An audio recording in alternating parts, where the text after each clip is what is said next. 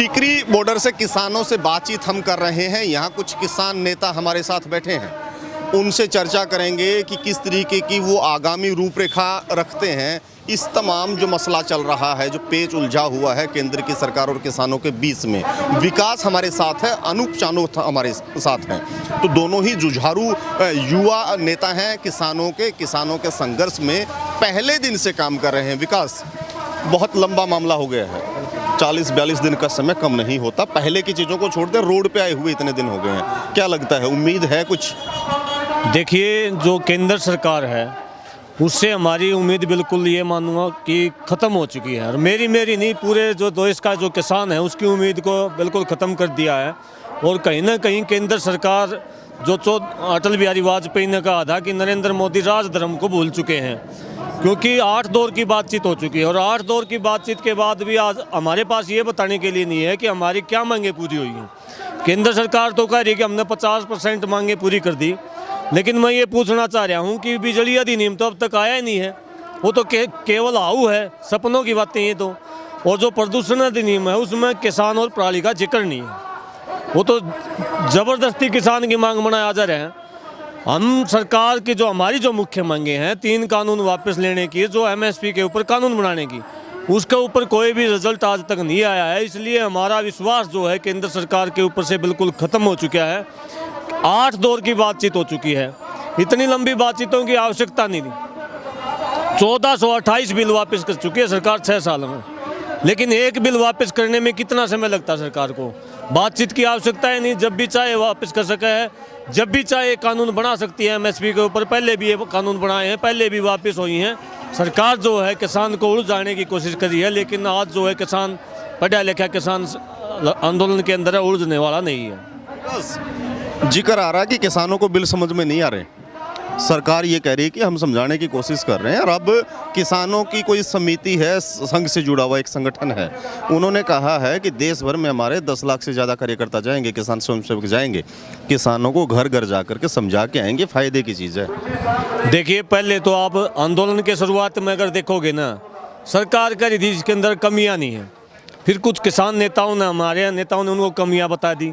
फिर सरकार ने खुद माना कि इसके अंदर कमियां हैं।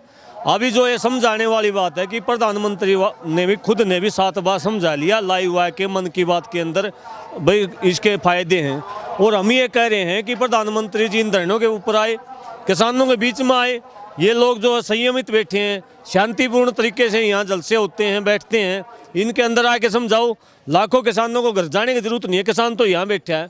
लाखों आदमी अगर यहाँ, लाखों की भी जरूरत नहीं है, एक आदमी आए। प्रधानमंत्री तो प्रसिद्ध हैं बोलने के लिए, एक भाषण यहाँ भी दे कि जाए मंच के ऊपर से। इनको तो किसान मानने में उनको थोड़ी सी तकलीफ है ना। वो तो मानते हैं कि किसान तो है नहीं, किसी विपक्षी पार्टियों के ये कार्यकर्ता हैं या फिर कम्युनिस्ट हैं जो विदेशी फंड चंदे से चल रहे हैं।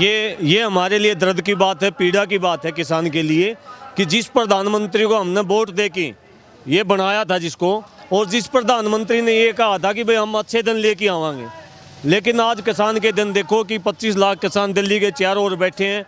बरसात हो रही है, तूफान आ रहा है, और 55 से ज़्यादा किसान हमारे शहीद हो चुके हैं। प्रधानमंत्री की संवेदना बिल्कुल नष्ट हो चुकी है। एक शब्द भी जो है किसानों की शहादत के ऊपर नहीं बोल रहे हैं। और जबकि 3 किसान तो ऐसे किसान हैं जिन्होंने रिटर्न में लिख की वो अपनी शहादत दी है कि हम इसलिए मर रहे हैं क्योंकि केंद्र सरकार जो है किसानों के साथ अन्याय कर रही है। अगर इस कानून सही रूप से कार्य करे, जिस प्रकार से एक एक्टर की CBI जांच हुई थी, अगर इसी प्रकार से इन किसानों की शहादत की भी जांच कराई जाए, तो सारे की सारी केंद्र सरकार दोषी मिलेगी, उसको जेल होनी चाहिए, उसको सज़ा होनी चाहिए।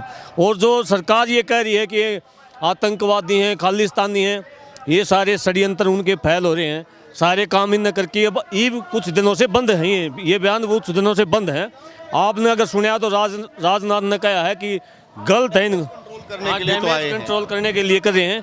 और आज जो पीछे जो बातचीत हुई उसके अंदर अगर केंद्रीय मंत्री को भी आपने बोलते सुना होगा, उसने एक बार भी ये नहीं कहा कि किसान की जो बिल हैं ये अच्छे बिल हैं, और एक बार भी ये शब्द यूज नहीं किया कि हम कानून को वापस नहीं लेंगे। इसका मतलब क्या है कि सरकार धीरे धीरे दबाव में आ रही है। और जो प्रधानमंत्री की आखिरी कोशिश थी, जो उन्होंने भाषण दिए तरह तरह से, जो सोशल मीडिया के माध्यम से किसानों को संबोधित किया, निकली किसानों के साथ बैठकें की, वो सारी असफलता होगी। प्रधानमंत्री को भी पता चल चुका है कि किसानों की बात को मानना पड़ेगा। आखिरी में उसको भी जो है गुरुद्वारे में माथा टेक के आना पड़ा। उसके बाद जो योगी जी थे वो भी थोड़े उत्तराम थे, उसको भी गुरुद्वारे में जाके माथा टेक के इस बात को पांडा छोड़ना पड़ा। अब सारी सरकार ने घूम फिर के देख लिया है, सारी बड़ी मीडिया ने प्रचार करके देख लिया है, सारे नेताओं ने प्रचार करके देख लिया है। रक्षा मंत्री भी कृषि कानून पढ़ा हुआ है, स्वास्थ्य मंत्री भी कृषि कानून पढ़ाया करता, जो सारे जो मंत्री थे उनने भी पढ़ा के देख लिए। उनका इस बात का भी पता है, उनने तो बेरा है कैसे है कानून। हमने नहीं चाहिए, अच्छे भी हैं तो भी नहीं चाहिए, सीधी बात है। लोकतंत्र के अंदर जनता की बात सुनी जाए, जनता मना कर रही है तो हम अच्छे मानते होगे, तो हमने तो खेती करनी नहीं, खेती तो हमने करनी है। हम हमारे लिए अच्छे नहीं, आप वापस दो, वापस ले लो। आपको समस्या किस जगह पैदा हो रही है वो बताओ ना। वो क्यों नहीं बताते कि आपने अंबानी अडानी से कितने पैसे ले रखे हैं, वो चीज़ लोगों के सामने रखो ताकि पता चले, लोगों को सच्चाई का पता चले। टैंक बना दिया ट्रैक्टर को, रिहर्सल शुरू कर दी है, कल पहला एक दौर है रिहर्सल का। क्या है ये पूरा मामला, ट्रैक्टर मार्च जो? बिल्कुल, किसानों ने अपना किसान का जहाज जिसको कहा जाता है, टैंक आप कह सकते हैं, एक नया नाम भी दे दिया टैंक, क्योंकि 26 जनवरी के ऊपर जो है एक संवैधानिक तरीके से, क्योंकि हम इस देश के जिम्मेवार नागरिक हैं, इसलिए हमें अधिकार है कि हम उस परेड के अंदर शामिल हो सकते हैं। तो 26 जनवरी को हम ट्रैक्टर के ऊपर तिरंगा झंडा लगा करके पूरे देश के किसान इस परेड के अंदर शामिल होंगे। और कल जो है 7 तारीख को 11 बजे इस परेड की एक ट्रेनिंग हम करेंगे। जिस प्रकार से कोई देश युद्ध करने से पहले युद्ध अभ्यास करता है, उसी प्रकार से हम जो है एक ट्रेनिंग दिखाएंगे, सरकार को भी ट्रेलर दिखाएंगे। और दिल्ली के 4 और के एमपी के ऊपर एक हज़ारों ट्रैक्टरों के साथ मार्च होगा। और उसके बाद 9 तारीख से चौधरी छोटू राम की पुण्यतिथि के ऊपर हमने प्रचार कमेटियां गठित करी हैं और देशव्यापी एक भांडाफोड़ कार्यक्रम चलेगा, जिसमें देश की जो सत्ता है उसकी जो कूटनीति है उनको लोगों से अवगत कराएंगे और जो इन कानूनों के दुष्प्रभाव हैं उनको लोगों से अवगत कराएंगे। साथ में एक न्योता हम देंगे कि 26 जनवरी को 5 ट्राली कम से कम गाँव से भर की पुरुषों की और 1 ट्राली महिलाओं की 26 जनवरी को दिल्ली के अंदर इस ट्रेड फेयर में, इसमें मार्च के अंदर जो है 26 जनवरी का जो त्यौहार है गणतंत्र दिवस, उसके अंदर ज़रूर शामिल हों। क्योंकि हमारे जो किसान हैं वो ज़्यादा दिल्ली आते नहीं, हमें मुश्किल से मौका मिला है कि 26 जनवरी देख के जाएं, इसलिए हमने महिलाओं सहित जो है सभी किसानों को बुलाया है कि हम आपको 26 जनवरी दिखाएंगे, लाल किला दिखाएंगे। क्योंकि दिल्ली के असली मालिक किसान हैं और दिल्ली का असली मालिक दिल्ली से अपना हक मांगने के लिए आया है और दिल्ली को उसका हक उसको देना पड़ेगा, अन्यथा दिल्ली के अंदर राज भी किसान करेगा। हो सकता है कि वहाँ एक झांकी हरियाणा के किसानों की ट्रैक्टरों के साथ भी दिखे इस बार, गुंजाइश इस बार? बिल्कुल, मुझे ऐसा लगता है अब की बार झांकी चाहे किसी भी स्टेट की हो, लेकिन वो झांकी लेकड़ेगी ट्रैक्टरों के ऊपर, चाहे वह पंजाब की हो, चाहे वह उत्तर प्रदेश की हो, चाहे वह राजस्थान की हो। ये नया किसानों का देश है। इस बार आप देखोगे कि गणतंत्र दिवस के ऊपर केवल किसान चलेंगे। और आपने थोड़ा प्रभाव देखने को मिल भी गया होगा, कल ही इंग्लैंड के प्रधानमंत्री ने मना कर दिया यहाँ से। उसका कारण कोई और बताया है कि वो कोरोना एक, ये तो कोरोना कारण तो अलग अलग बताते रहते राजनीतिक लोग हैं। किसानों की मांग भी थी कि वो ना आए यहाँ पे। वास्तविक दबाव ये था कि किसानों ने लिखा था उनको कि यहाँ न आए, क्योंकि यहाँ का जो प्रधानमंत्री है कहीं ना कहीं तानाशाही की तरफ बढ़ रहा है और किसानों की बात को नहीं सुन रहा है। और इसलिए इस बार जो है कोई गेस्ट नहीं होगा, किसान गेस्ट होगा इस गणतंत्र दिवस का। जो मुख्य मेहमान होगा वो किसान होगा और किसान की ही झांकियाँ निकलेंगी। इसके अलावा कोई झांकी मुझे नहीं लगता इस दिल्ली के अंदर निकलेगी। किसान की झांकी लकड़ेंगी, 31 के 31 स्टेटों की लकड़ेंगी और बड़े ताम झाम के साथ लकड़ेंगे। बहुत बड़ा त्यौहार बनने वाला है, देखने लायक होगा। देश की सरकार ही नहीं, दुनिया देखेगी पूरी। बहुत बहुत शुक्रिया विकास। अनूप हमारे साथ हैं। अनूप, सुनने में आया था कि पक्के मकान बनने शुरू हो गए हैं मेरे ख्याल से हाईवे के ऊपर, कुछ इस तरीके की चीज़ें, इस तरीके की खबरें आई थी कि क्या एक आप लोगों ने कोई कंस्ट्रक्शन किया होगा यहाँ पे? हाँ बिल्कुल, 755 पिलर नंबर पे हमने अभी कल किया था। ईंटें मंगवाई, सीमेंट, रोड़ी, बजरी, जो भी, क्योंकि अभी बारिश हो रही है, बारिश का टाइम चल रहा है, बहुत ज़्यादा बारिश हो गई है परसों रात को। तो हमारा जो हमने सोशल मीडिया का हम देख रहे हैं यहाँ से, तो लैपटॉप पे पानी मतलब ख़राब हो गया था। वो बहुत सारी चीज़ें हमारी इंपॉर्टेंट है वो, और गद्दे सब भीग गए। तो बैठ के हमें रात काटनी पड़ी। तो उसके लिए हमने क्या किया, अब उसको उठा दिया वहाँ से और अब पूरा चारदीवारी खींच के और पानी अंदर ना जाए उसका बंदोबस्त अब हमने कर लिया है।